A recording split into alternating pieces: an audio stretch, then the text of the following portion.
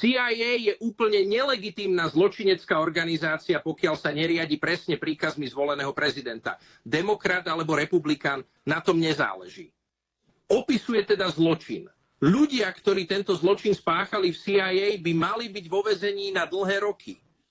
To je veľká hrozba pre demokraciu. A skutočnosť, že nikto z tohto súboru, dokonca vidieť, že hovorí o tom, ako hlboko sú skorumpovaní. To je desivé. A je to pravda, náhodou to viem. A mohol by som vás opäť nudiť celé hodiny, keďže som tam strávil celý život a poznám veľa ľudí, ktorí tam pracujú.